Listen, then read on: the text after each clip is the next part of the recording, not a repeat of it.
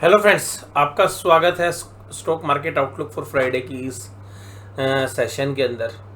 और सबसे खास बात अगर हम करें इस पूरे कल की क्लोजिंग के बाद अब तक जो घटनाक्रम हुआ है, तो दो बड़े घटनाक्रम जो है देखने के लिए मिले हैं। पहला घटनाक्रम है कि यूएस के अंदर इन्फ्लेशन का डेटा जो है, जो उम्मीद थी उससे कहीं ज़्यादा है।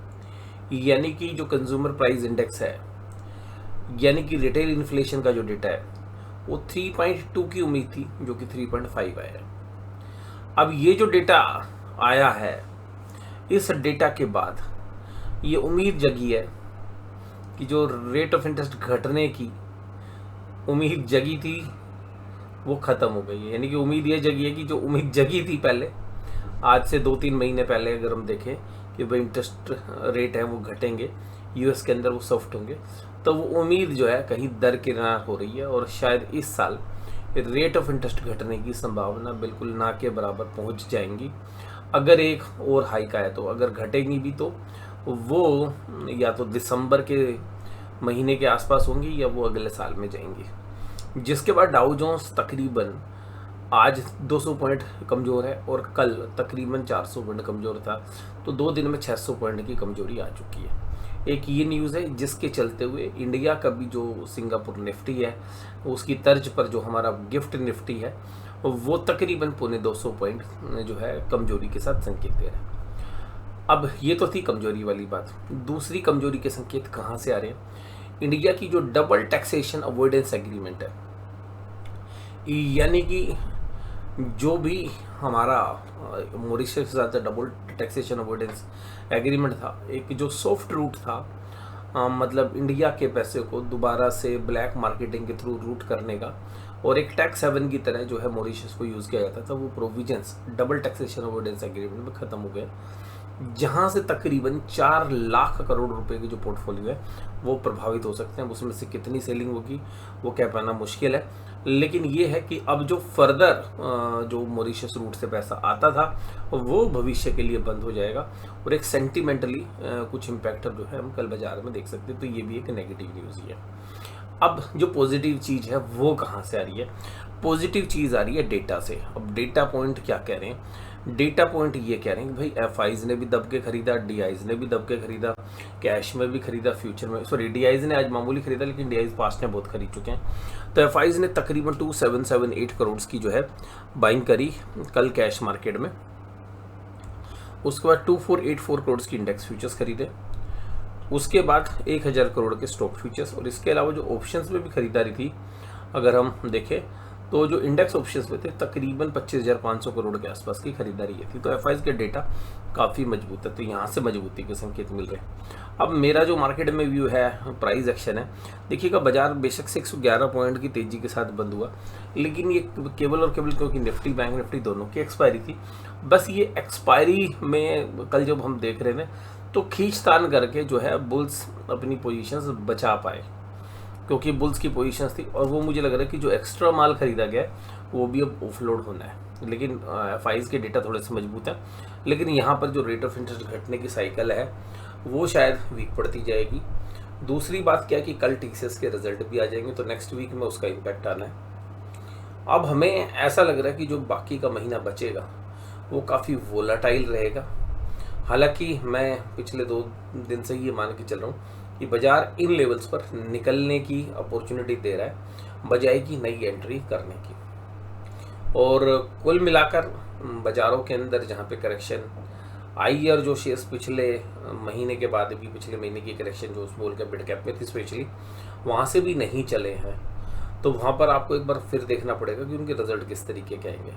कुछ शेयर्स में काफ़ी अच्छा मोमेंटम हो चुका है, लेकिन वहाँ पर भी आपको जो है ध्यान रखना है। मुझे लग रहा है कि ये जो घटनाक्रम अभी चल रहा है, जिस तरीके की वैल्यूशंस है, बाजार प्योरली जो है स्पेकुलेटिव है, वैल्यूशंस को कहीं भी जस्टिफाई नहीं कर रहा। तो अब निफ्टी में जो फॉलोअप बाइंग जो है स्मॉल कैप और मिड कैप के बाद आई थी, क्योंकि पिछला महीना जो है स्मॉल कैप मिड कैप में पैसा निकल रहा था, तो ज़्यादातर इंडेक्स में आ रहा था। अब मुझे लग रहा है कि शायद इंडेक्स में भी, यानी कि निफ्टी बैंक निफ्टी में भी निकलता हुआ ही नजर आएगा। और मुझे लग रहा है कि जो सेकंड पार्ट है इस महीने का, उसके अंदर एक अच्छी खासी हम सेलिंग जो है देख सकते हैं। और कल भी हमारा व्यू यही है कि हो सकता है, क्योंकि बहुत सारी शॉर्ट्स पोजीशन बनी है, तो बाजार गैप डाउन एक बार खुले और खुलने के बाद जो है एक शॉर्ट कवरिंग आए और बाजार वहाँ से एक रिकवरी करके दे, लेकिन दोपहर में दोबारा से सेलिंग का प्रेशर जो है व्याप्त हो सकता है। तो अल्टीमेटली सुबह एक बार के लिए जो बंदी होगी, मान लीजिए अगर गैप डाउन होता है जैसा कि गिफ्ट निफ्टी इंडिकेट कर रहा है, अगर ऐसा होता है तो मुझे लग रहा है कि वहाँ पर जो शॉर्ट्स वाले जो है और जो शॉर्ट हैं लेकिन कमज़ोर दिल के हैं, तो वो अपने एक बार शॉर्ट कवर करेंगे। उसके बाद मुझे लग रहा है कि जो बाजार की डायरेक्शन है दोपहर के बाद दोबारा से जो है हमें लग रहा है दोपहर तक एक बार बाजार रिकवर करके आ जाए और फिर सेल ऑन राइज वाला जो है बाजार रह सकता है। अगर हम चार्ट पैटर्न की भी बात करें तो एक तरफा जो है मूव आया है, और यहाँ पर अब हमें लगता है, क्योंकि ये जो ट्रेड्स होते हैं ना, अब आप सोचते हो कि वन साइडेड क्यों चलते हैं बाजार, गिरने में भी वन साइडेड चलते हैं 5-7-10 दिन और चलने में भी। रीज़न है इसका ऑप्शन मार्केट, जो ऑप्शंस के जो बड़े प्लेयर्स हैं वो एक साइड मूव कराते हैं। बड़े प्लेयर्स जो हैं उनको पता है कि भाई जब चीज़ सस्ती होती है तो जो ऑप्शंस हैं, कॉल ऑप्शंस हैं, उनको खरीद लेते हैं और फिर उसी के अंदर एक अच्छी तेज़ी करते हैं। इसी तरीके जब बाजार ऊपर चले जाते हैं तो उनको पता है कि यार इन लेवल्स पर तो डटना नहीं है, माल हमने जो खरीदा है उसको दोबारा से छोड़ देते हैं और उस समय पर वो पुट ऑप्शंस खरीद लेते हैं और उसके बाद बाजार को तोड़ देते हैं। तो यही रीज़न है कि बाजार, अगर हम पिछले मान लीजिए अगर 3-4 महीने में भी देखें तो बाजार जो है 1200-1500 पॉइंट की रेंज के अंदर कभी ऊपर कभी नीचे घूम रहा है। बट इन लेवल्स के ऊपर मुझे बाजार की वैल्यूशंस जो है स्ट्रेच लग रही हैं। रिजल्ट सीजन भी शुरू हो जाएगा और रिजल्ट के हिसाब से भी अगर हम देखें तो तकरीबन 23-24 के पी रेशियो पर निफ्टी ट्रेड कर रहा है, जो हमें लगता है कि इन ग्रोथ फिगर्स के ऊपर जो जीडीपी के डेटा आएंगे या जो जीडीपी की ग्रोथ है उसके हिसाब से जस्टिफाई नहीं लग रहे हैं। रिलायंस, आईटीसी, एसबीआई जो है चलते हुए नजर आए। एचडीएफसी बैंक, लार्सन और मारुति सुजुकी में कमजोरी थी। वहीं एडवांस डिक्लाइन रेशियो भी नेक टू नेक थी। कोल इंडिया, भारत पेट्रोलियम, आईटीसी जैसे शेयर्स मजबूती में काम कर रहे थे। वहीं HDFC life, Cipla, Maruti Suzuki जैसे शेयर कमजोर थे। मारुति सुजुकी पे मैंने अभी भी आपके साथ बात की थी लास्ट सेशन में कि मुझे लग रहा है कि यार वहाँ पे मंदी बनेगी, तो वहाँ से तकरीबन 1.5-2% की मंदी हो चुकी है। तो जो अभी भी मुझे लगता है कि कोई पुल बैक आता है तो जो मारुति सुजुकी है उसमें एक पोजिशनल बेसिस के ऊपर मंदी बनाई जा सकती है। सिमिलर व्यू हमारा डीवीज लैब के ऊपर भी है कि थोड़ा सा और ऊपर आए तो वहाँ पर मंदी की पोजीशंस बन सकती हैं। और हालांकि ये दोनों शेयर्स कमज़ोर हो गई, ये चर्चा हमने पीछे भी की थी आपके साथ। निफ्टी बैंक 48986 के ऊपर जो है बाजार बंद हुए 256 पॉइंट, और खींच तान करके मतलब पूरे दिन भर जो है ऑप्शंस के लिए जो है पूरा बाजार चल रहा था, लेकिन लास्ट के आधे घंटे में फिर ऊपरी लेवल पर सेलिंग आ गई तो वहाँ सस्टेन नहीं कर पाया। तो अभी संकेत ये लग रहा है कि अब बाजार का लगभग पीक बन गया है और बाजार कभी भी एक अच्छी खासी सेलिंग अपॉर्चुनिटी जो है दे सकता है, और गैप डाउन की भी संभावना कल हमें लग रही है। और एसबीआई, कोटक महिंद्रा जैसे शेयर्स ऊपर थे, एचडीएफसी और इंडसइंड बैंक जैसे कमज़ोर थे।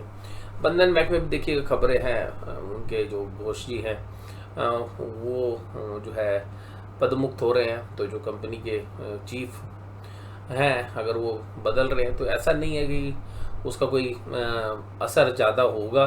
लेकिन देखिएगा क्या फाइनेंशियल में एक रिस्क होता है। जैसे हमने यश बैंक में देखा था कि जब राणा कपूर छोड़ के गए थे, तो ऐसा देखने के लिए मिलता है कि जो बैंकिंग या फाइनेंशियल्स में जब मैनेजमेंट बदलती है तो इन्वेस्टर एक डाउट की नज़र से देखते हैं कहीं कुछ भी, क्योंकि बहुत हाई लीवरेज बिजनेसेस हैं, क्योंकि सब कर्जे में चल रहा है, कहीं पर भी 2-4 कर्जे अगर उल्टे सीधे गए हुए हैं या कुछ ऐसे हैं जो पर्सनल लेवल पर इन्फ्लुएंस हुए हैं और आउट ऑफ द वे जाकर दिए गए, तो ऐसे केसेस में जो है क्राइसिस जो है बैंकों को आ जाता है अगर उन लोन की मात्रा बढ़ी है या कुछ कॉर्पोरेट गवर्नेंस इश्यूज। तो इसलिए जो है एक बार डरते जरूर है निवेशक। बट मुझे लगता है कि बंधन बैंक में नई भी जो मैनेजमेंट आएगी वो शायद प्रोफेशनली होगी, और उसके बाद शायद हमें लगता है कि जो पुराने सीईओ थे उनको बैंक का अनुभव कम था लेकिन एनबीएफसी का ज़्यादा था, तो क्योंकि वो माइक्रो फाइनेंस से बिजनेस से बंधन बैंक में आए थे, तो हो सकता है कि आपको यहाँ पर ऐसी ही कोई प्रोफेशनल टीम आए।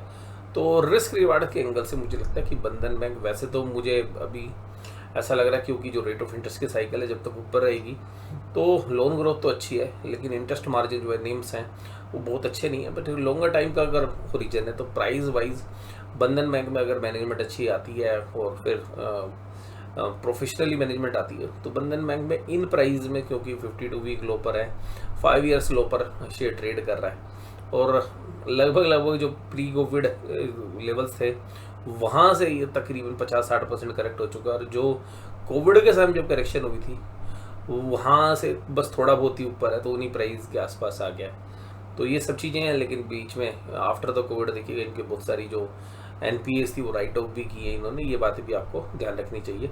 बट रिस्क रिवार्ड के एंगल से थोड़ी पोजीशन जो है रखे हुए हैं काफ़ी, जो थोड़ा सा लॉन्ग टर्म का विजन रखते हैं वो ऐसे शेयर्स में जो है एक कॉन्ट्रा व्यू रख सकते हैं। IDFC first bank, Punjab national bank और फेडरल बैंक चलते हुए नजर आए। एफआईज के डेटा मैं आपके साथ डिस्कस कर चुका हूँ। पुट कॉल रेशियो स्लाइटली जो है ओवरबोट साइड में है, निफ्टी की भी, बैंक निफ्टी की भी। हालांकि इंडिया विक्स अपने लोएस्ट पॉइंट पे, तो जनरली इंडिया विक्स की भी बढ़ने की बारी होती है इस समय, और इंडिया विक्स तभी बढ़ेगा जब बाजार में करेक्शन होगी। तो हमारा व्यू जो है अभी भी यही है कि हो सकता है कि बाजार खुलते के साथ ही नीचे चले जाएंगे गैप डाउन, तो गैप डाउन में शायद एक बार जो शॉर्ट पोजीशंस वाले लोग हैं उनको एक बार एग्जिट दे दिया जाए, तो उसकी वजह से एक शॉर्ट कवरिंग आ जाए और फिर नई मंदी जो है बड़े प्लेयर्स बनाते हुए नजर आ सकते हैं। अगर नई मंदी बनती है तो फिर एक अच्छी खासी एक 10-12-15 दिन की भी करेक्शन के लिए आप तैयार हो सकते हैं। ब्रेंट क्रूड जो है तकरीबन $90 के आसपास से ट्रेड कर रहा है। निफ्टी बैंक में भी, निफ्टी के अंदर भी देखें तो ऑप्शन चेन के अंदर जो 22,700 है वहाँ पर जो ओपन इंटरेस्ट है वो पुट साइड में स्लाइटली हायर साइड है, लेकिन कॉल साइड में 22,750 पे थोड़ा सा ज़्यादा है, 22,800 पर रेटिंग है, कोई खास नहीं है, ना तेजी की बहुत बड़ी पोजीशन है ना मंदी की कोई बड़ी पोजीशन है। और सिमिलरली बैंक निफ्टी में भी सेम व्यू बनकर आ रहा है। तो आज की भी इस वीडियो में बस केवल इतना ही। वीडियो में जुड़े रहने के लिए आपका धन्यवाद। Thank you very much.